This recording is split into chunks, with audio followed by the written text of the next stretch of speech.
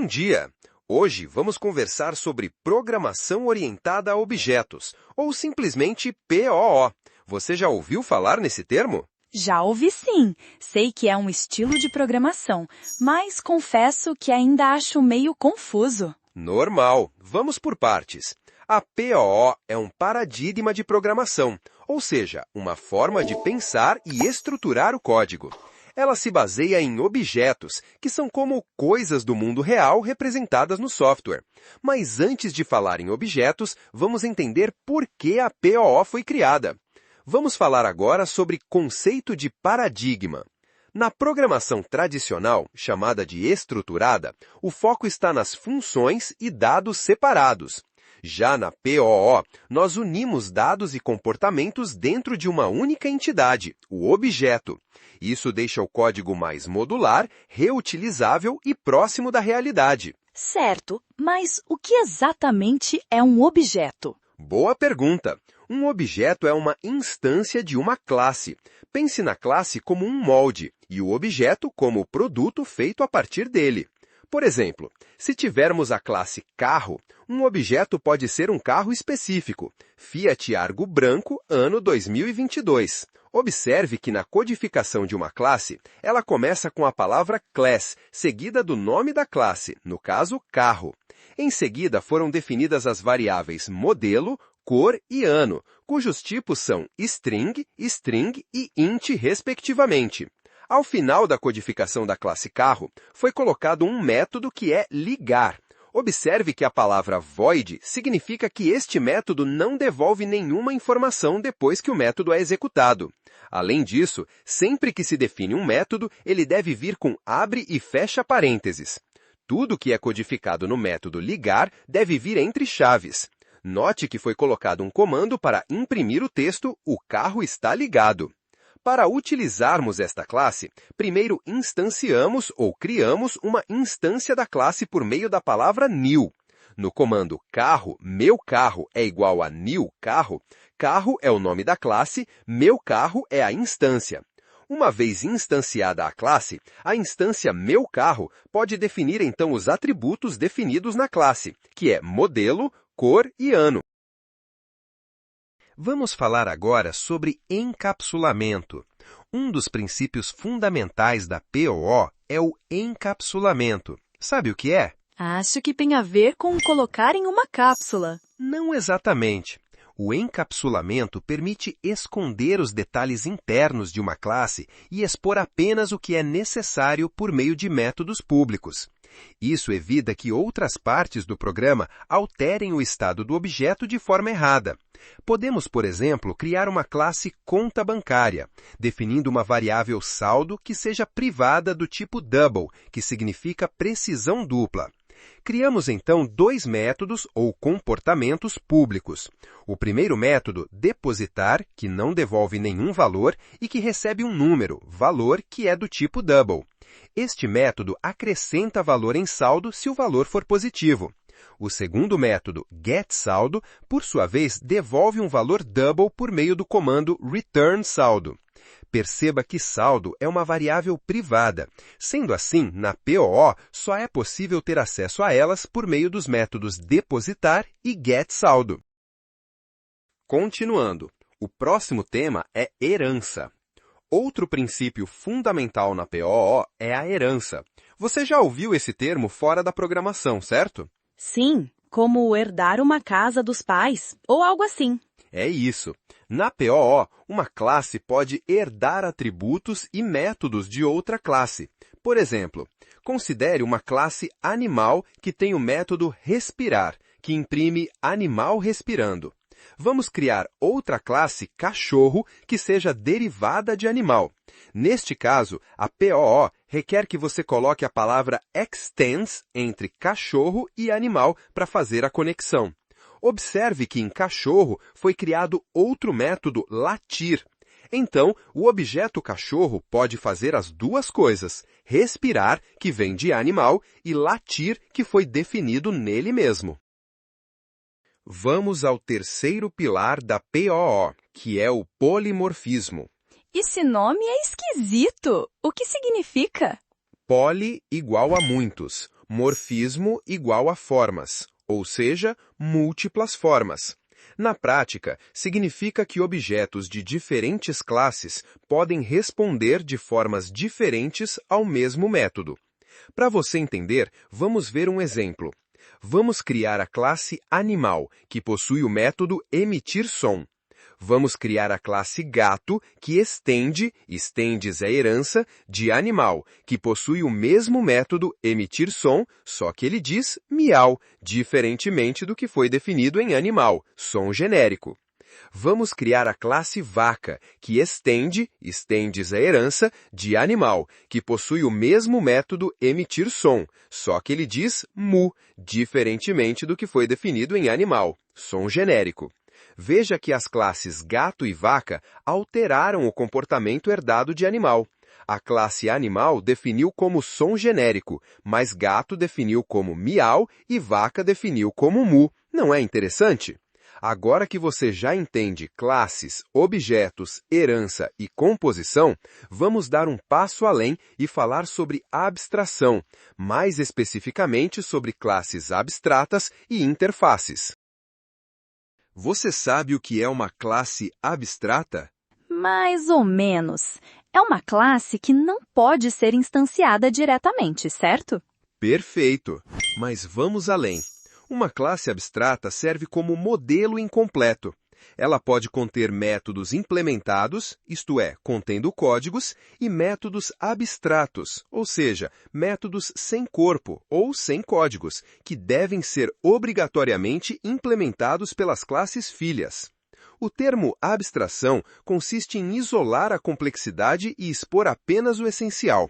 Você não precisa saber como o motor de um carro funciona para poder dirigi-lo, certo? Vamos a um exemplo. As classes abstratas devem conter a palavra abstract para defini-la como tal. A classe funcionário é uma classe abstrata e no seu interior perceba os vários métodos codificados. Funcionário abre parênteses, getNome abre parênteses, getSalário base abre parênteses e calcular salário.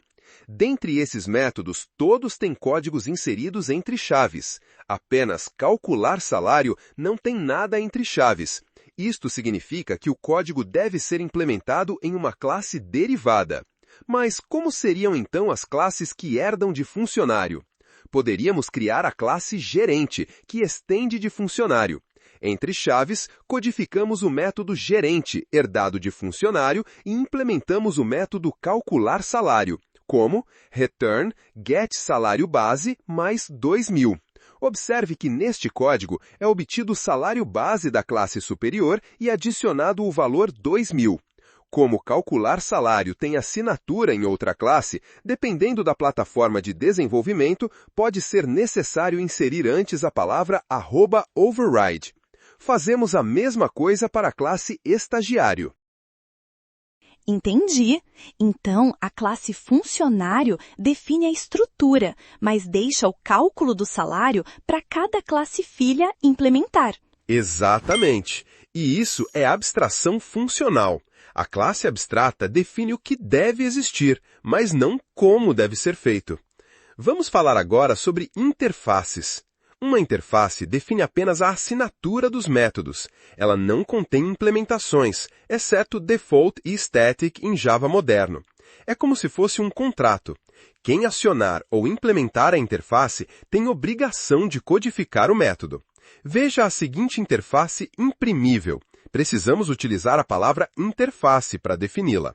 Entre chaves, devem ser colocadas uma ou mais assinaturas de métodos. Por exemplo, imprimir abre parênteses.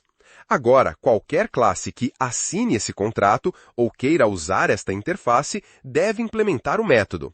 A classe nota fiscal implementa a classe imprimível e, por isso, há necessidade de colocar o código do método imprimir, que está vazio, na classe imprimível. Da mesma forma, a classe relatório também implementa imprimível. Resumindo, use classes abstratas quando houver relação direta entre as classes, herança verdadeira, e use interfaces quando diferentes classes devem obedecer a um mesmo contrato, mesmo que não estejam relacionadas diretamente. Ah, então Então, se eu quiser que várias classes tenham um método chamado salvar, mas cada uma salve de um jeito, eu uso uma interface. Exatamente! Uau! Nunca tinha visto com tanta clareza. Mas me diz, qual a vantagem real de tudo isso? A principal vantagem é a organização e manutenção do código. POO facilita o reaproveitamento, a expansão e a clareza. Você pode construir sistemas complexos, com menos risco de erro e maior produtividade. Recapitulando. Classe. Pense como um molde. Objeto é uma instância da classe. Encapsulamento. Tem como objetivo esconder o que não precisa ser visto. Herança. Permite reutilizar código de outra classe. Polimorfismo. Possibilita implementar métodos com comportamentos diferentes dependendo da classe. Abstração. Coloca o foco no essencial, ignorando os detalhes internos. Professor, agora fez todo sentido. Podemos fazer um projeto simples usando esses conceitos? Claro! Que tal construirmos um sistema de biblioteca, com classes como livro, usuário, bibliotecário, aplicando herança, encapsulamento e tudo mais. Assim você pratica com algo concreto. Vamos construir juntos um mini sistema de biblioteca. A ideia é simples: representar livros, usuários e funcionalidades básicas como emprestar e devolver livros. Antes de programar, o que você acha que deveria ser representado no nosso sistema? Acho que precisamos da classe livro, talvez usuário e talvez quem cuida da biblioteca, tipo um bibliotecário. Exatamente! E vamos começar com a classe mais simples, livro. Começamos com as variáveis título, autor, ISBN e emprestado, cujos tipos são string, string, string e boolean. Este último tipo é um tipo de variável que assume true ou false. Em seguida, criamos o método livro com os parâmetros entre parênteses. Este método é conhecido como construtor da classe. Depois, criamos o booleano isEmprestado, que simplesmente retorna a variável emprestado. Em seguida, criamos o método emprestar, sem parâmetros, que devolve a informação se o livro está ou não emprestado. O método devolver permite a devolução de um livro, verificando se o mesmo está ou não emprestado. Por fim, o método getDescrição devolve uma string com o título do livro, autor e ISBN. Entendi. O livro tem atributos e sabe se foi emprestado ou não, né? Mas o usuário ainda não aparece, né? Exato. Agora vamos à classe usuário. Cada usuário terá nome, CPF e uma lista de livros emprestados. A primeira coisa a observar é que há a necessidade de importar algumas bibliotecas, java.util.arraylist e java.util.list. A classe usuário tem 3 variáveis, o nome, o CPF e uma lista de livros emprestados. Observe como é a codificação de list. Ao codificar private list livros emprestados, entende-se que livros emprestados é um vetor contendo vários elementos. O método usuário é o construtor da classe. Vamos entender o método emprestar livro, que aceita o parâmetro livro, que é do tipo livro, que é uma lista. Ou seja, livro é um elemento de livro. Agora, se o livro não está emprestado, então requisito o método emprestar e adiciono o livro na minha conta, executando o método livrosemprestados.addLivro. No entanto, se o livro já encontra-se emprestado, apenas emito uma mensagem. O método devolver livro é similar ao emprestar livro, com a diferença de que agora uso o método devolver e retiro o livro passado por parâmetro da minha lista. O último método, listar livros emprestados, imprime um título e, em seguida, por meio de um laço, que é o comando for, faz uma varredura buscando todos os livros que estão emprestados e imprime o resultado. Observe que, ao imprimir, o método getDescrição, que está na classe superior ou classe pai, é utilizada. Legal!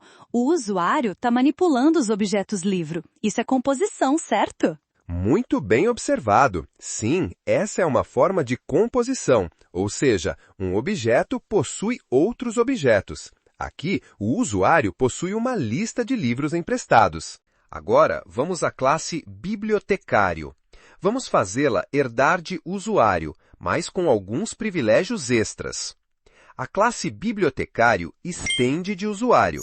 No código desta classe tem um construtor, que é public bibliotecário string nome string CPF.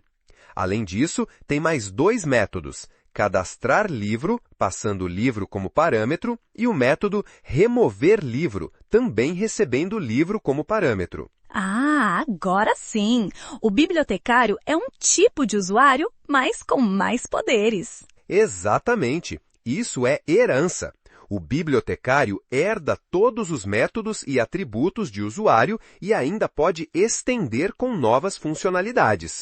Agora, para testar este programa, precisamos criar um programa principal, que chamamos de main. O padrão de codificação do main é public static void main string args fecha aspas. Vamos aos comentários do código inserido em main. L1 é uma variável do tipo livro e está definido com os dados O Senhor dos Anéis, J.R.R. Tolkien, número 13456789. L2 é uma variável do tipo livro e está definido com os dados 1984, George Orwell, número 9876542. Nestas duas linhas de código, observe a palavra new, o que significa instanciar um objeto. O 1 é uma variável do tipo usuário e criado como Ana 111.111.119. B1 é uma variável do tipo bibliotecário e criado como Carlos 999.999.99-99. Já que L1, L2, U1 e B1 estão criados, posso agora trabalhar com eles, acionando os métodos cadastra livro, emprestar livro, listar livros emprestados e devolver livro, passando livro como parâmetro quando for necessário. Sensacional! Agora tudo faz muito mais sentido. A APOO realmente ajuda a organizar o código. E isso é só o começo. Podemos aplicar polimorfismo com uma interface pessoa, adicionar tratamento de exceções, usar coleções mais eficientes ou até conectar isso com um banco de dados futuramente.